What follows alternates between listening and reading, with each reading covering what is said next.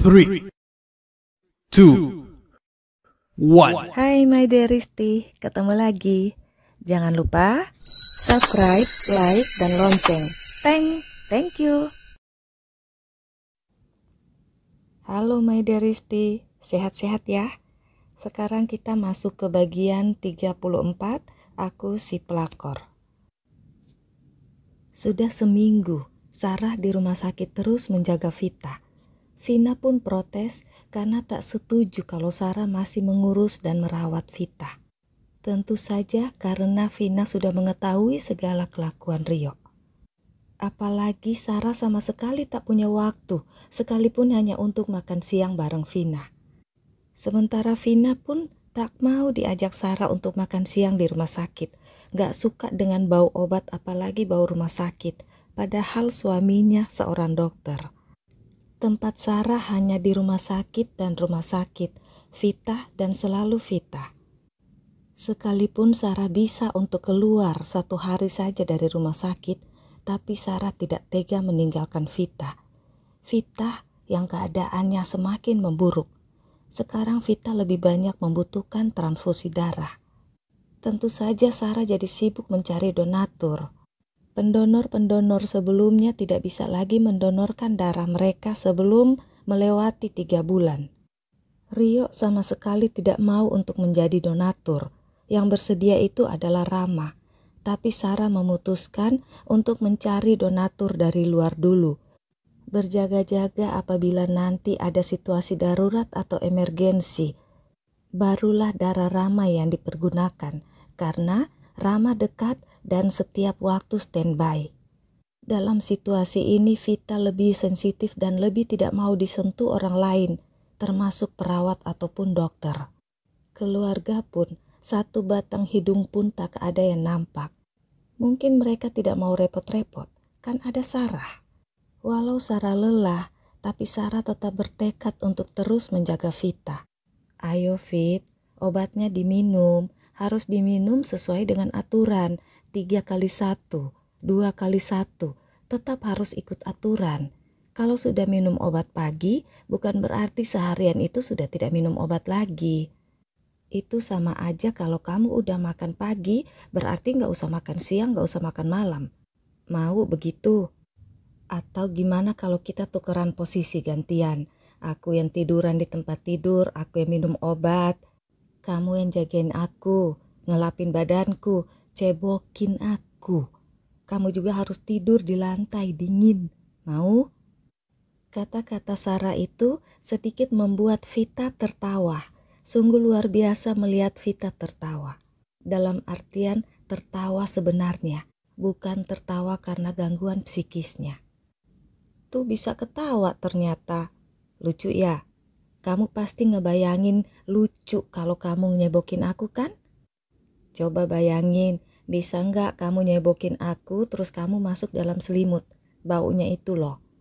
Kamu pikir nggak bau? Kalau kamu nggak mau minum obat karena kamu nggak mau sembuh, palingan mikir dikit Fit. Minum obat itu untuk ngebantu aku, supaya aku nggak masuk-masuk lagi di selimut. Kalau kamu sembuh kan aku nggak masuk-masuk selimut. Kata Sarah lagi dan saat itu handphonenya berbunyi. Sarah mengangkat handphonenya dan langsung ngomong, Vin, maaf ya, kuenya nggak jadi deh, nggak usah dikirim ke sini. Soalnya pasiennya tuh Vitanya nggak minum obat, jadi ya nggak jadi deh kuenya. Lalu Sarah langsung menutup telepon itu, membuat Davi yang di seberang telepon jadi kebingungan. Pasti Davi bingung dan berpikir kalau Sarah itu sudah ikut-ikutan gak waras. Ketularan pasien yang dirawatnya, isi kepalanya sudah goyang. Goyang dompet, Aduh, rada-rada kesel dari tadi siang nih mau ngerekam. Aku kan belum punya studio yang kedap suara ya, Media Risti. Bantu doa ya supaya bisa punya ruangan yang kedap suara biar gak keganggu kalau lagi ngerekam. Bantu doa, apalagi kalau bantu dana, sangat baik banget tuh. Nggak nolak. Aduh, kalau lagi ngerekam itu rasanya kesel banget. Ada aja yang ikut kerekam suara-suara yang lewat. Perabotan, atau tini not. Dangdutan juga apalagi, nggak siang, nggak sore, aduh lewat melulu. Yang paling nyebelin, paling bikin kesel sekarang itu bunyi apaan? Lato-lato. Aduh pusing. Jadinya sekarang setiap ngerekam itu pasti tengah malam, midnight time. Oke, sebelum lanjut, terima kasih banget ya yang selalu rajin komen, rajin like, dan tentu saja yang sudah subscribe. Dan new subscriber, welcome to my channel. Kita lanjut ya. Vita menarik-narik tangan Sarah. Ada apa, Fit? Kue? Tanya Sarah. Vita mengangguk. Kalau mau kue, ya minum dong obatnya. Kuenya pasti akan datang. Tanpa diminta 2 kali lagi, Vita langsung meminum obatnya. Terkadang Sarah merasa bersalah, merasa sangat berdosa karena sering membodohi Vita dengan cara-cara begitu. Tapi kalau nggak begitu, Vita lebih susah untuk ditangani, lebih susah untuk disuruh minum obatnya. Setelah melihat Vita meminum obatnya, Sarah kemudian menelpon balik Davi. Sarah meminta maaf pada Davi, dan dengan kata-kata terselubung supaya Vita tidak mendengarnya, Sarah menjelaskan situasinya pada Davi. Tentu saja Davi paham, sangat paham malah. Itu terbukti 1 jam kemudian Sarah menerima kiriman kue dari Davi. Ha. Sarah senang, Vita minum obatnya. Dia mendapatkan kue dan tentu saja tidak perlu harus mengeluarkan uang lagi untuk membeli kue itu. Seperti kata pepatah, sekali dayung, 2-3 pulau terlampaui. Tapi namanya juga ada gangguan. Tiba-tiba Vita berubah jadi diam. Sarah duduk di samping kepala Vita dan mulai mengoleskan lotion pada tangan Vita yang kering. Vita menatap Sarah, matanya berkaca-kaca. Ada apa, Fit? Tanya Sarah. Tapi Vita membuang muka dan melihat ke arah luar jendela. Ngomong aja, kenapa? Kamu marah? Kamu mau mukulin aku apa? Atau kamu mau ngusir aku? Tanya Sarah lagi. Vita diam. Kalau kamu itu waras, Fit, harusnya kamu ngusir aku, kamu mukulin aku. Aku kan si pelakor, aku ngeganggu, aku ngerebut suami kamu. Iya kan? Tanya Sarah tapi Vita tetap diam. Tentu saja semua orang bilang kamu sakit, gak waras. Aku yang si perusak rumah tanggamu ini, tapi kamu malah mau aku yang ngurus kamu. Gak waras kan? Jadi gak ada guna kamu marah dan protes pada aku, Fit. Sekalipun aku gak punya hubungan dengan Rio, Rio akan tetap punya wanita lain selain kamu dan aku. Sarah menarik napas berat. Vita berbalik kembali menghadap pada Sarah. Aku ingin membuat Rio kembali padamu, Fit. Tapi sepertinya aku takkan berhasil. Gimana Rio mau balik pada wanita yang sakit-sakitan, jelek, udah gitu ngamuk-ngamuk lagi kayak kamu. Sementara di luar sana, banyak yang mulus, putih, muda, yang cantik dan seksi, yang bikin Rio nafsu. Kata Sarah sambil tetap mengoleskan lotion di tangan Vita. Vita hanya Sekarang Sarah paham, Vita bukannya nggak bisa bicara atau nggak mau bicara. Tapi bila ada sesuatu yang tidak bisa diutarakannya, maka dia hanya bisa mengeluarkan suara ahu itu. Sarah sudah bertanya pada keluarganya, pada tante-tante Vita, bagaimana awal Vita bisa sakit. Vita pendiam dan tertutup, sangat tertutup, berbanding terbalik 180 derajat dengan Sarah. Menurut cerita tante Vita, Vita itu baik-baik saja, bahkan setelah Lia lahir Vita juga masih terlihat baik-baik saja. Tapi kemudian jadi lebih pendiam, lebih sering menyendiri, dan mulai menutup diri, tidak mau lagi berinteraksi dengan tetangga ataupun keluarga. Sarah ingat Rio pernah bercerita kalau Rio pernah memukuli seorang laki-laki yang dicurigai selingkuh dengan Vita. Saat Sarah menanyakan hal ini pada tante Vita, beliau justru tak tahu menahu. Apa benar Vita selingkuh? Atau sebaliknya, Rio yang selingkuh dan membuat Vita jadi berubah?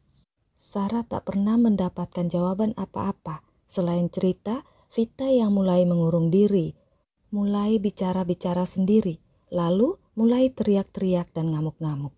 Sementara Rio sibuk dengan dunia liarnya. Tapi depan keluarga dan tetangga, Rio adalah sosok suami yang tanggung jawab, yang baik hati dan tetap setia pada istri, walaupun si istri sakit dan tidak melayaninya lagi. Rio benar-benar berhasil menjaga image-nya di depan keluarga dan tetangganya. Jadi saat Sarah muncul, yah, Sarah lah si pelakor. Tapi menurut Sarah, Vita masih normal. Tindakan tidak normalnya adalah bentuk protesnya. Buktinya, Vita bisa saling mengerti dengan Sarah. Atau karena Sarah yang mengerti situasi Vita? Vina dan Ami menyebut Sarah lah yang tidak waras sekarang. Ya, saat orang normal memahami orang yang tidak normal, maka akan tampak orang yang normal itulah yang tidak normal. Vita menarik-narik tangan Sarah. Ada apa, Fit? Tanya Sarah, tapi Vita hanya menggeleng. Fit, sekalipun Rio tak mau balik padamu, tapi kamu tetap harus sembuh, harus sehat. Jadi wanita yang cantik dan bahagia. Buat Rio menyesal telah menyakitimu, telah meninggalkanmu, kata Sarah lagi. Vita bangun dan duduk. Sarah pun naik ke tempat tidur lalu duduk di samping Vita sambil membenarkan letak-letak selang infus yang berisi darah. Kamu yang sakit pun merasa sakit dan marah. Apalagi aku, Fit. Aku juga merasa sakit dan marah. Tapi lebih marah itu karena merasa dibohongi oleh Rio, bukan karena dia selingkuh, kata Sarah pada Vita. Vita memberi kode dengan tangannya di telinganya. Apa, Fit? Telepon? Telepon siapa? Oh, handphone? Ini?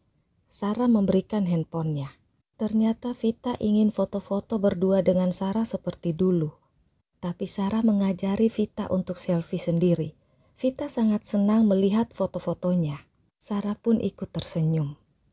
Rio jarang ke rumah sakit sekarang. Alasannya di kantor banyak kerjaan. Tapi feeling Sarah Rio bohong. Seperti kemarin siang, dokter ingin konsultasi dengan keluarga. Sarah menelpon Rio untuk memberitahu. Tapi Rio tak pernah mengangkat telepon Sarah itu. Hanya mengirim pesan WhatsApp, lagi meeting. Itu pesan Rio. Sekali lagi, Sarah merasa Rio bohong. Lalu Sarah menelpon karyawannya yang ruangannya tepat ada di depan ruangan Rio. Nes, maaf ganggu ya. Pak Rio meeting ya? Soalnya di telepon-telepon gak diangkat. Tanya Sarah. Oh, gak ada meeting hari ini, Bu. Pak Rio tadi pagi cuma absen lalu pergi lagi. Kata Pak Rio ada yang penting di rumah sakit. Ibu gak di rumah sakit ya? Tanya karyawan itu pada Sarah. Oh gitu ya Nes, ya udah. Ya saya lagi gak di rumah sakit, jadi saya gak tahu kalau Pak Rio itu ada di kantor apa di rumah sakit. Kata Sarah bohong. Tapi saat itu ada seorang suster menanyakan Rio. Bu, Pak Rionya belum datang ya? Dokter nungguin terus tuh Bu, kata perawat itu. Dan pasti karyawan itu mendengar dan tahu kalau Sarah bohong. Sarah menutup telepon dan terpaksa Sarah yang harus menemui dokter. Kemana Rio kalau dari pagi tak ada di kantor? Padahal Rio juga nggak ke rumah sakit. Sarah jadi ingat cuti Rio yang katanya sudah habis dengan alasan istri di rumah sakit.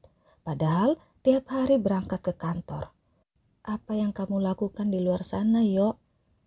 Sarah hanya bisa menatap Vita, dan akhirnya Sarah juga yang harus menandatangani persetujuan untuk menambah transfusi darah untuk Vita. Sarah juga harus mencari donatur darah lagi, tanpa Rio atau anak-anaknya tahu.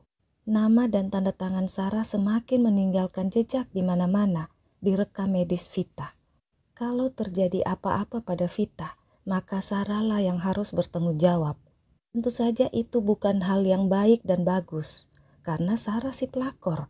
Si pelakor membunuh istri sah. Tuduhan itu sangat bisa terjadi. Benar kata Vina, Yani, dan Ami. Bukan Vita yang sakit, tapi Sarah lah yang sudah tidak waras. Sarah hanya bisa menarik napas panjang. Apakah aku salah, Tuhan?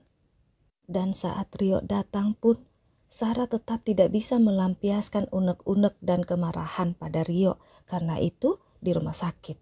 Dan Rio dengan acuh tak acuh, dengan cueknya, biasa saja pada saat Sarah memberitahukan bahwa Vita membutuhkan transfusi darah lagi.